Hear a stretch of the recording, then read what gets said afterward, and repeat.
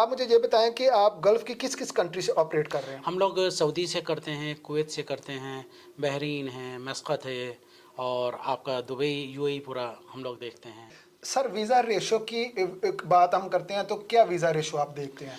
Very यहाँ gulf अब अगर ग्रीस में आते हैं तो यहाँ पे तो 90% वीज़ा इशू होता है। 90% वीज़ा रेशो, बिल्कुल ठीक है। अगर आप गल्फ़ से आ रहे हैं तो गल्फ से आ रहे हैं, लेकिन इसमें कोई लॉयर या मिडिल मैन कोई नहीं होता है एम्बेसी के और कैंडिडेट के बीच में। बिल्कुल कोई ठीक भी है। एजेंसी उसमें नहीं है इन्वॉल्व कि वो कहता है मैं आपका इंटरव्यू करा दूंगा, ऐसा कुछ नहीं है। ऐसा कुछ नहीं है। अगर कोई इंडियन वर्कर गल्फ कंट्रीज़ में जाता है, काम करता है, वो सिर्फ वहाँ पर 3 महीने या 6 महीने में वापस आ जाता है, तो मीन्स क्या है, उसका रिकॉर्ड अच्छा नहीं है, तो ये लोग उसको वीज़ा रिफ्यूज़ कर देंगे। अस्सलाम वालेकुम जी, मेरा नाम अली शेर है और आप देख रहे हैं पंजाब यूरो टीवी। एक और बामकसद और बड़ा ही इंफॉर्मेटिव इंटरव्यू आपकी खिदमत में लेके हाजिर हुए हैं। बहुत से लोग यूरोप आना चाहते हैं और आपको पता है आजकल ग्रीस चर्चा में है। जहां भी आप देखें, यूट्यूब आप स्क्रॉल करें, टिकटॉक देखें, हर बंदा ग्रीस आ रहा है। और पाकिस्तान में चूँकि बदकिस्मती से वीज़ा रेशो थोड़ी सी कम है, उसके मुकाबले में अगर हम देखें फ़िलिपाइन, इंडिया, बांग्लादेश, उसमें मच बेटर है।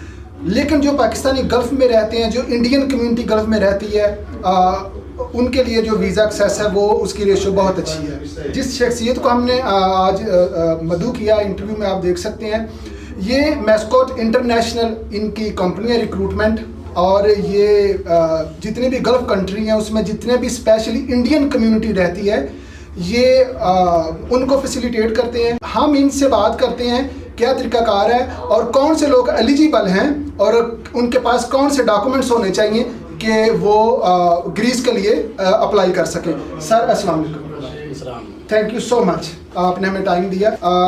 बताइए कि वो वर्कर जो यहाँ आने के ख्वाहिशमंद हैं, ग्रीस की हम बात कर ले, तो उनके पास उनका क्या स्टेटस होना चाहिए अगर वो किसी भी गल्फ कंट्री में हैं तो? इससे सबसे आजकल जो अच्छा चल रहा है वो ग्रीस है। हाँ, इसमें वीज़ा भी बहुत इजी है और बिल्कुल लीगली आप जा सकते हैं। कोई इसमें 1% भी इलीगल नहीं होता है। बिल्कुल ठीक है। आप आए, ग्रीस का वर्क परमिट निकलने के बाद आप लीगली बायोमेट्रिक जो है वहाँ पर देने कर होता मैं है। उस पे आता हूँ। आप मुझे ये बताएं,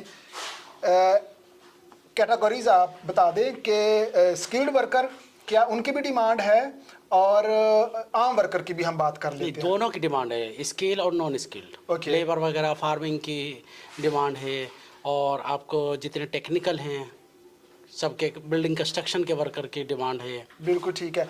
ग्रीस में स्पेशली ज़्यादातर जो वर्कर्स आ रहे हैं वो किस कैटेगरी में आ रहे हैं या किस कैटेगरी में सबसे ज़्यादा ज़रूरत है? यहाँ पर ज़्यादा जो आ रहा है ग्रीस में अनस्किल्ड वर्कर आ रहा है। ओके। स्किल्ड अभी बहुत कम है क्योंकि उनकी थोड़ा सा इशू आता है सैलरी वगैरह का। ओके। क्योंकि सैलरी जब आते हैं तो थोड़ा सा, अगर यूरोप की दूसरी कंट्री में जाते हैं तो वहाँ स्किल्ड की सैलरी ज़्यादा है, ग्रीस में थोड़ी सी कम है। बिल्कुल ठीक है। तो यहाँ आम लेबर, आम वर्कर का काम, आम वर्कर का बहुत अच्छा काम चल रहा है यहाँ पर। बिल्कुल ठीक है।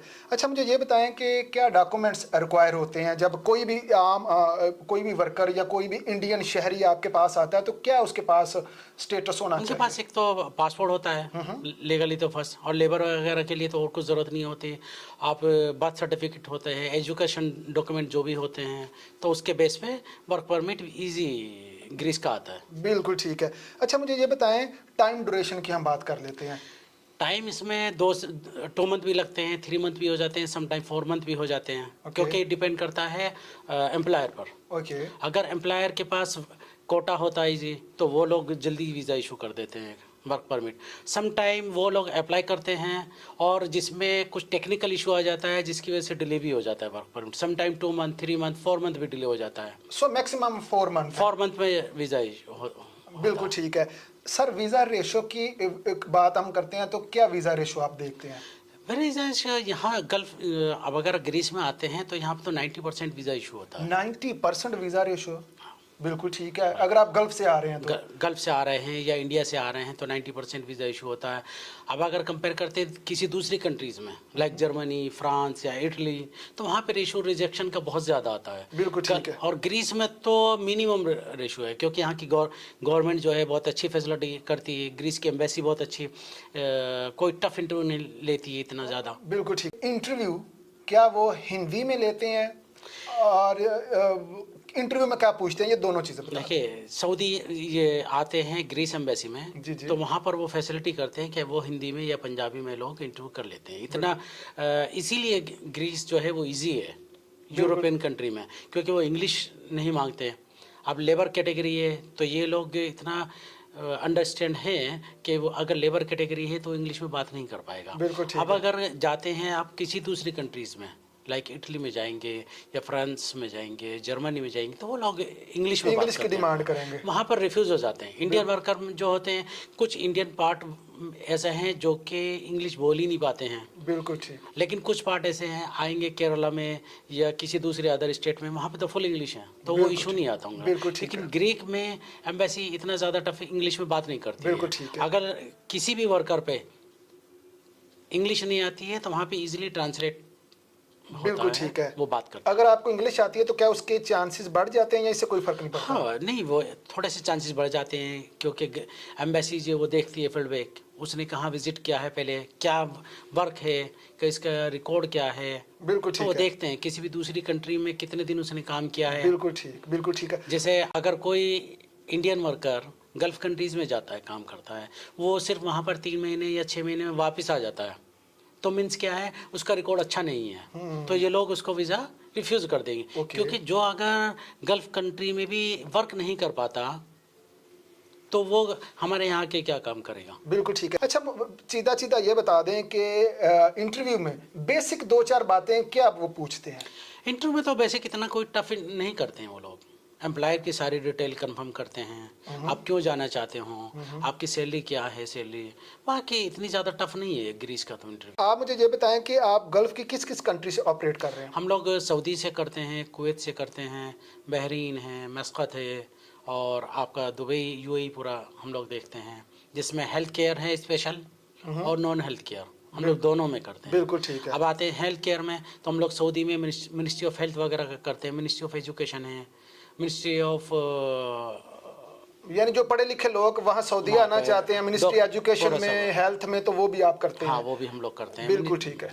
बिल्कुल ठीक है। स्पेशली हेल्थ केयर के सब जितने हॉस्पिटल्स हैं वो बहुत अच्छे हॉस्पिटल होते हैं। जी बिल्कुल ठीक है। अच्छा, मुझे ये बताइएगा कि इंटरव्यू को लेके ना उन्होंने अब सिस्टम चेंज किया है कि एम्बेसी खुद कॉल करती है। आई डोंट नो, आप मुझे करेक्ट कर दीजिएगा। जब भी किसी कैंडिडेट का वीज़ा यहाँ से अप्रूवल आती है, ठीक है, आपके पास चली जाती है, तो उसके बाद जो इंडिविजुअल होता है, जो वर्कर होता है, जिसने यहाँ आना होता है, क्या एम्बेसी उसे खुद अप्रोच करती है कि फ़लाँ टाइम और डेट को आपका इंटरव्यू है, या कि वो भी लॉयर या किसी कंसल्टेंट की उसमें ज़रूरत होती है? नहीं, उसमें किसी की ज़रूरत नहीं होती है। जब बायोमेट्रिक हो जाता है, बायोमेट्रिक के बाद में फाइल एम्बेसी में जाती है, एम्बेसी वाले खुद कॉल करते हैं। वो some time within a week कर लेते हैं, सम टाइम 15 डेज में भी कॉल कर लेते हैं, और कॉल भी करते हैं, मेल भी करते हैं, और मैसेज भी आता है। तीनों चीज़ की वो फैसिलिटी होती है। बिल्कुल ठीक है। मेरे अगर पास कोई भी कैंडिडेट कॉल नहीं उठाता है तो उनके पास रिकॉर्ड है कि वो मेल। बिल्कुल ठीक है। तो वो आपको मैक्सिमम 2 या 3 दफ़ा अप्रोच करेंगे? वो हाँ कंटिन्यू वो मैसेज करते हैं, वन टाइम मैसेज करेंगे, SMS करेंगे, और आपको ईमेल भी करेंगे, और उसके बाद भी अगर कोई इंटरव्यू पे नहीं जाता है तो डिफरेंट उसको रिफ्यूज़ कर देते हैं। बिल्कुल ठीक है। लेकिन इसमें कोई लॉयर या मिडिल मैन कोई नहीं होता एम्बेसी के और कैंडिडेट के बीच में। बिल्कुल ठीक कोई है। भी एजेंसी उसमें नहीं है इन्वॉल्व कि वो कहता है मैं आपका इंटरव्यू करा दूंगा, ऐसा कुछ नहीं है। ऐसा कुछ नहीं है। बिल्कुल ठीक है। किसी के झांसे में आने की ज़रूरत हाँ, नहीं है। कोई भी अगर ऐसा बोलता है तो वो सब 2 नंबर है, फेक नंबर 2 है। फेक। बिल्कुल। Thank you so much sir, आपने अपने कीमती टाइम से हमें थैंक यू वेरी वक्त मच, दिया। Thank you, thank you. बहुत अच्छा लगा आपसे बातचीत करने के। बहुत शुक्रिया माय प्लेयर।